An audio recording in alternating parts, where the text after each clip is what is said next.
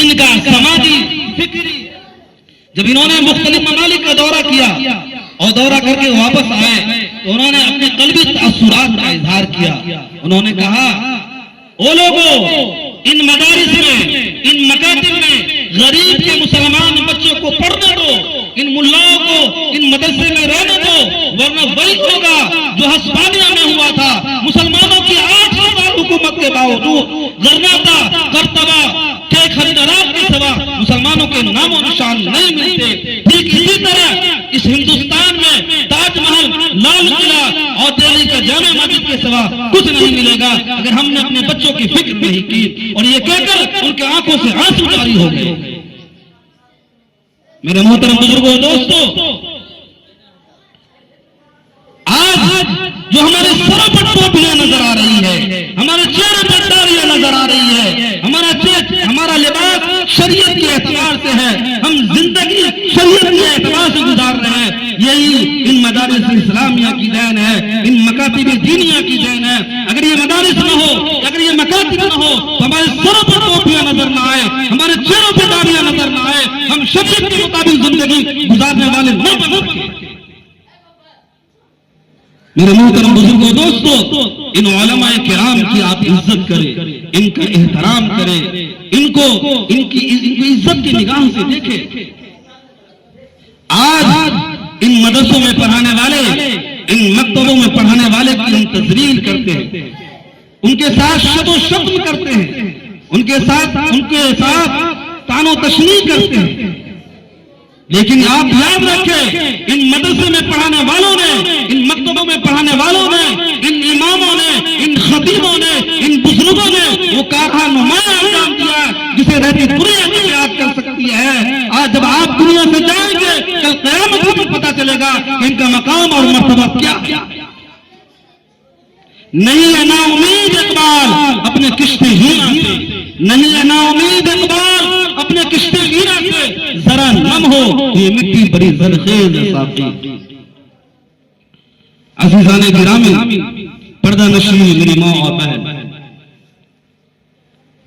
حضرت پیروز مصطفیٰ صاحب نقشبندی دامت برکاتہم العالیہ کے مختلف ممالک میں دورے ہو گئے،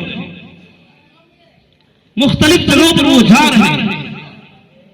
جب روس میں وہ پہنچے تو روس کے انقلابات، روس کے لوگوں نے وہاں کے انقلابات کو سنایا.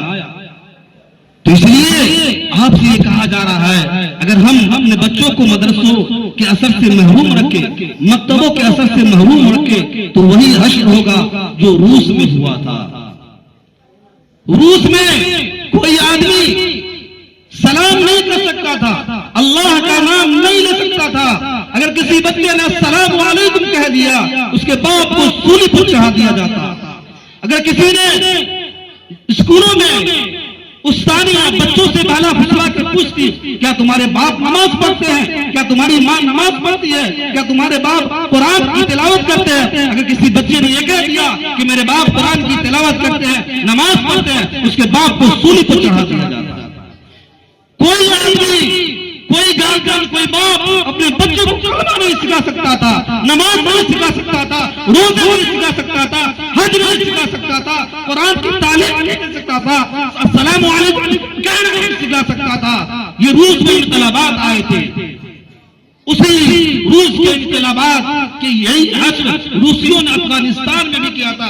ابھی تو افغانستان یہ آزاد ہو گیا. جب روس افغانستان پر روسیوں کا قبضہ ہوا تھا تو افغانستان کے بعض شہروں پر جب روسیوں نے قبضہ کیا، بعض علاقوں پر قبضہ کیا، تو قبضہ کرنے کے بعد بڑا بڑا پوسٹر لگا تھا، بڑا بڑا اشتہار لگا تھا. اس اشتہار میں ایک طاقتور آدمی بناتا، ایک طاقتور آدمی کی بوٹ بناتا، تصویر بناتا، اور اسی کے بغل میں ایک کمزور اور نحیف آدمی، لاٹ آدمی کی تصویر بناتا.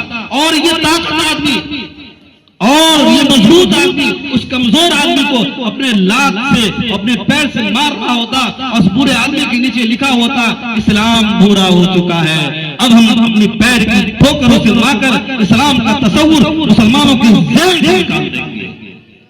یہ لکھا ہوا تھا کہ اب مسلمانوں کا خدا بھورا ہو چکا ہے. یہ انقلابات روس میں آئے تھے. میرے محترم بزرگوں دوستوں، ہم اپنے بچوں کو قرآن کی تعلیم سے آراستہ اور پیراستہ کریں۔ حضرت پیر الفقراء صاحب روسی ایک آدمی جس کی عمر تقریباً 95 سال تھی، ان سے بیعت ہونے کے لیے آئے۔ انہوں نے کہا کہ روس کے انقلابات ہم نے دیکھے ہیں۔ جب روس میں انقلاب آیا تھا تو اس وقت میری عمر صرف 25 سال تھی، اور آج میری عمر 95 سال ہے، اور روس کے انقلابات کو ہم نے دیکھے ہیں، اپنی آنکھوں سے ہم نے دیکھے ہیں۔ جب روس میں انقلاب آیا تھا تو اس وقت بھی میں قال اللہ و قال رسول کی تعلیم دیا۔ حضرت نے بہت ہی تعجب سے پوچھا وہ کیسے؟ انہوں نے کہا کہ میں بڑا بڑا ہال بناتا، بہت بڑا بڑا ہال، اور ہال کے چاروں طرف میں کمرے بناتا، حجرے بناتا، اور ان کمروں کو اور حجروں کو روئی سے بھر دیتا۔ اس کے بعد اس کا جو صدر دروازہ ہوتا اس دروازے پر الٹی سلٹی تصویریں لگا دیتا، لینن کی تصویریں لگا دیتا، شراب کی بوتلیں رکھ دیتا، ٹی وی اور انسیار رکھ دیتا۔ جب روسی آدمی چیک کرنے کے لیے آتے کہ یہاں پر کوئی مسلمان تو نہیں ہے، تو ہمارے دروازے پہ آتے، ہمارے گیٹ پہ آتے تو دیکھتے کہ یہاں پر الٹی سلٹی تصویریں ہیں، لینن کی تصویریں ہیں، شراب کی بوتلیں ہیں۔ وہ یہ کہتے کہ یہاں تو یہ ہمارے آدمی ہے، یہ مسلمان یہاں نہیں رہتے۔ حالانکہ اسے یہ معلوم نہیں ہوتا ابھی بھی 100 میٹر کی دوری پر، 200 میٹر کی دوری پر قال اللہ و قال رسول کی تعلیم دی ہے، اور وہ فرمانے لگے کہ میں ایک سیزن میں جاتا تھا، دوسرے سیزن میں واپس آتا تھا، 6 مہینے اس ہال میں رہتا، اور قال اللہ و قال رسول کی، بخاری اور مسلم کی قرآن کی تعلیم دی۔ اس طرح دین متین کی حفاظت کی گئی ہے۔ آج تو ہمیں اتنا ہی ابھرے گا جتنا کہ دباؤ گے۔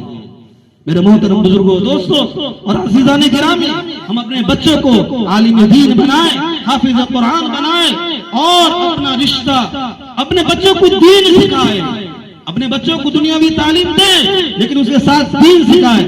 آج ارتداد کی ہوائیں پھیل رہی ہے، مسلمان لڑکیاں اور بہنیں غیروں کے ساتھ بھاگ رہی ہیں۔ یہ کیوں ہو رہا ہے؟ ہمارے اندر دین نہیں ہے، ہماری بچیوں کے اندر دین نہیں ہے۔ اپنے بچوں کو کلمے پڑھائیں، عقائد پڑھائیں، رسول کی رسالت پڑھائیں۔ یہ ساری چیز یہ ماں باپ کی ذمہ داری ہے۔ میرے محترم بزرگوں دوستوں، اگر ہم نے اپنے بچوں کو قرآن کی تعلیم